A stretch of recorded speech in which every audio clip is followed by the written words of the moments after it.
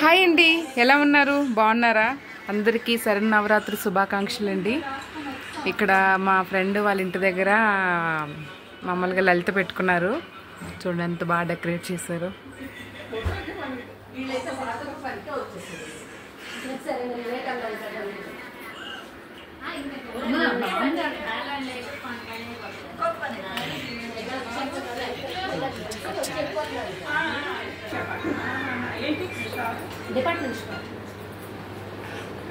Hi hi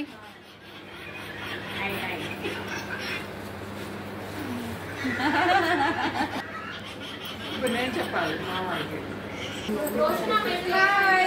బాగున్నారా?